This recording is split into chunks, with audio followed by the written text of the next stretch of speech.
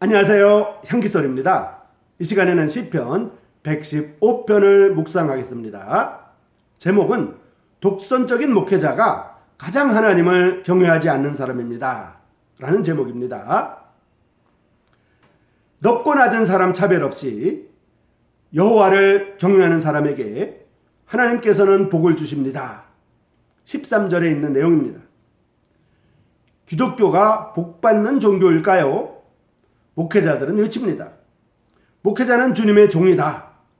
주님의 종은 하나님을 위해 사는 사람이다. 이 종을 잘 대접해야 복을 받는다. 어떻게 대접할 것인가? 생활비를 넉넉히 드려야 생활에 불편함이 없게 되고, 주님의 종이 실수를 해도 복종해야만 복을 받는다. 주님의 종을 거스리는 자는 하나님을 거스리는 자다. 주님의 종을 잘 섬기는 사람은 복을 받는다. 이렇게 가르치고 있습니다. 기독교는 복된 소식을 알려주고 복된 일을 믿게 하며 복된 일이 우리 자신과 가정에 찾아오기를 믿는 종교가 맞습니다. 기독교는 복음의 종교입니다. 그런데 이 복이 과연 교회 목회자를 대접 잘하고 대접 못하는 데 달렸을까요?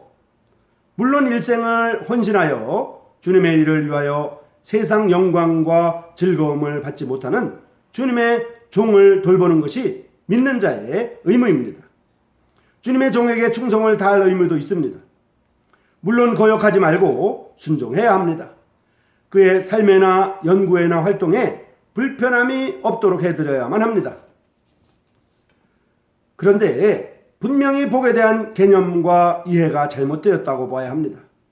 시편 115편을 읽어보면 어떻게 믿는 것이 하나님께 복을 받는 길인가를 알려주고 있습니다. 이스라엘의 신앙에 대한 회의가 생겼을 때에 너희 하나님이 무슨 소용이 있느냐? 도대체 너희 하나님이 어디 계시냐? 너희 하나님이 살아계시다면 어찌해서 이스라엘 나라가 적군에게 패망하겠느냐? 이런 비난을 받고 있던 이스라엘 백성들 사이에서 살던 시인이 비록 이스라엘 나라는 멸망했지만은 어떤 일을 하는 것이 복받는 생활인가를 알리고 싶은 그런 마음에 이 시편을 썼습니다. 일단 사람들이 섬기는 우상이라고 하는 것이 얼마나 허무한가를 흥미있고 실감나게 알려주고 있습니다. 우상이란 사람의 손으로 만든 것이다. 사람의 조작물에게 절하고 복을 달라고 하는 것이 얼마나 어리석은가를 밝히고 있습니다. 입이 있긴 하지만은 말도 못하고, 눈이 있어도 보지 못하고, 귀가 있어도 듣지 못하며, 코가 있어도 맞지 못하고, 손이 있어도 만지지 못하며, 발이 있어도 걷지 못하고, 목구멍으로는 소리를 내지 못하는 허무맹랑한 것이라고 하였습니다. 복을 주는 대상을 잘못 택하고 그 섬기는 방법이 잘못되어 있으면 아무리 복을 갈망한다고 할지라도 복을 받을 수가 없습니다. 그리고 인간이 하나님의 영광을 대신 받음에 대해서 엄하게 경고하고 있습니다. 인간 자신이 하나님이 받으실 영광을 대신 받을 수는 없습니다. 주님의 종이란 말과 하나님과 구별할 줄 알아야만 합니다. 인간인 목회자가 하는 말과 일이 하나님의 종이라고 하는 이름 때문에 하나님을 대신할 수는 없습니다.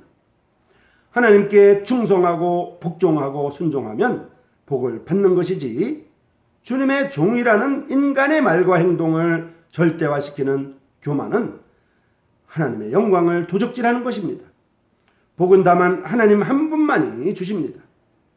목회자가 교만, 독선, 독재, 허위, 탐심, 사치를 다해도 하나님의 종인이 안 된다고 하는, 하나님의 종인이 죄가 안 된다고 하는, 하나님의 종이니까 괜찮다고 하는 이러한 것은 복의 근원이 되신 하나님을 완전히 자기 보호신으로 만들고 있습니다.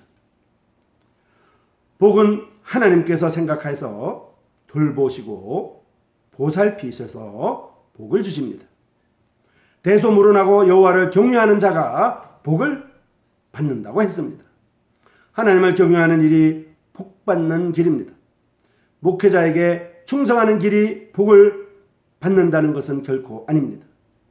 하나님을 경외할 수 있는 그 방법을 목회자는 성경대로 가르쳐야만 하는 것입니다. 하나님을 경외하는 길이 복받는 길입니다. 하나님의 복을 대신해 줄 수 있는 고난을 받은 그러한 것은 없습니다. 독선적인 신앙을 가진 목회자가 가장 하나님을 경외하지 않는 사람인 것입니다. 복을 받는 것은 하나님을 경외하는 것이 유일한 길입니다. 이 시간에는 시편 115편을 통해서 하나님께 복받는 길에 대해서 살펴보았습니다. 향기소리 시청자 여러분, 다음 시간까지 안녕히 계십시오.